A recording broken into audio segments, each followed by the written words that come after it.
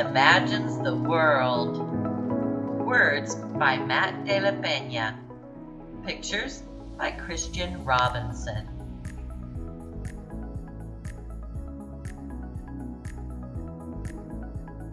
What begins as a slow, distant glow grows and grows into a tired train that clatters down the tracks. A cool rush of wind quiets into a screech of steel, and when the doors slide open, Milo slips aboard. The train bucks back into motion as he and his sister squeeze onto bench seats. The whiskered man beside Milo has a face of concentration. A businessman has a blank, lonely face. The wedding-dressed woman near the far door has a face made out of light, while the dog peeking out of her handbag has no face at all, just a long, lolling tongue.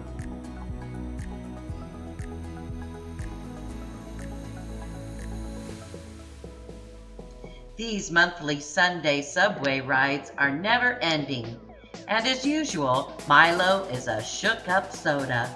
Excitement stacked on top of worry, on top of confusion, on top of love. To keep himself from bursting, he studies the faces around him and makes pictures of their lives. At a downtown local stop, the whiskered man folds up his crossword puzzle and hurries off the train. Milo imagines him trudging through the brown mounds of slush. It's a 5-flight climb to his cluttered apartment, where he's greeted by mewling cats and burrowing rats.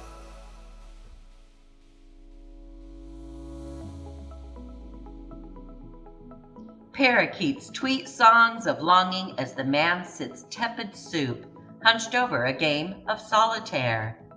Late that night, the door to the parakeet cage mysteriously falls open, and the cats gather on the cold sill to watch the birds fly free from the city.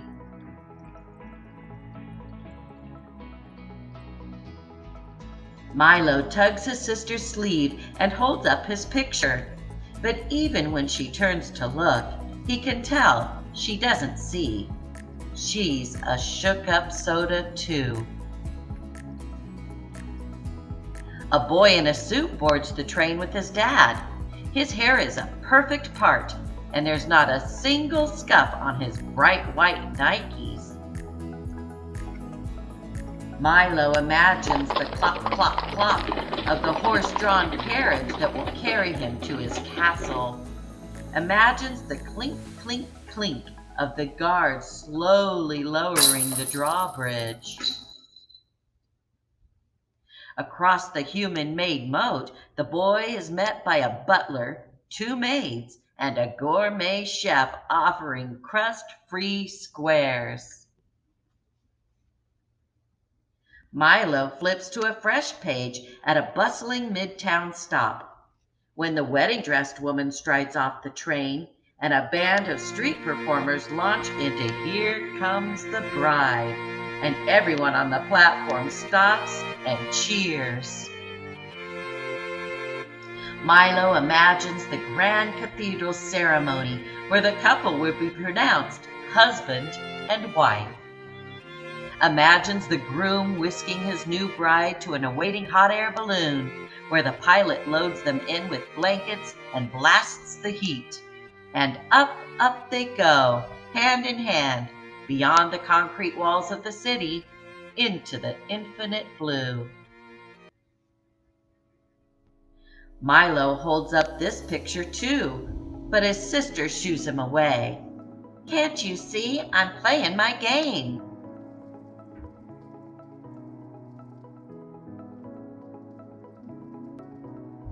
He watches her thumbs bang around her smudged screen, then turns back to the boy in the suit.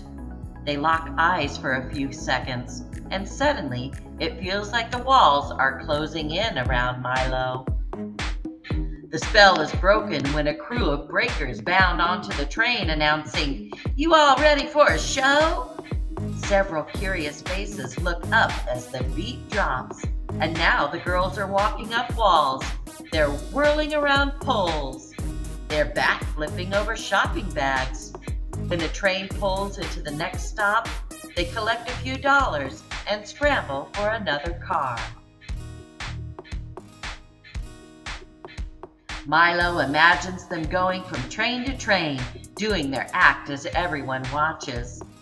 But even after the performances are over, faces still follow their every move. When they walk down the electronic aisle at the department store, when they cross into the fancy neighborhood. Milo doesn't really like this picture, so he puts away his pad and turns to his reflection in the window. What do people imagine about his face? Can they see him reciting his volcano poem to the class? Can they hear his mom's soothing voice reading him a bedtime book over the phone? Can they smell the chili Colorado bubbling in a pot in his auntie's apartment near the cemetery? Butterflies flood Milo's stomach when it's finally their stop. He follows his sister onto the cold station platform and up the stairs. Above ground, he's surprised to see the boy in the suit a few paces ahead.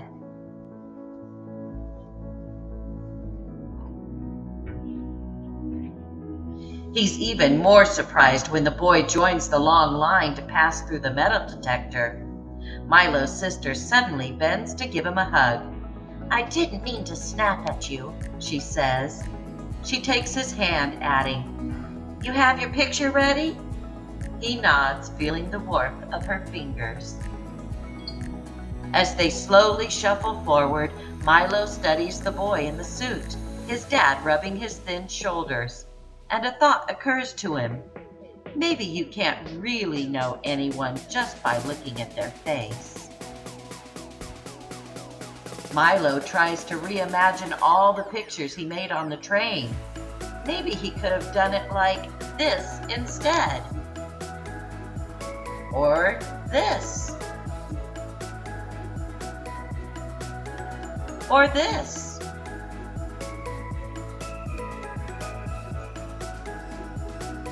Milo's chest fills with excitement when he spots his mom through the crowd.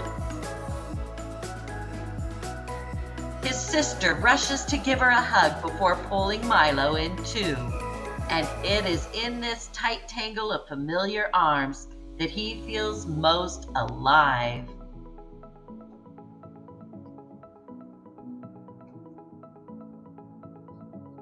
When they separate, Milo flips through his pad until he finds the right picture. "I made this for you," he says, holding it up, and he watches for the smile he hopes will spread across his mom's face.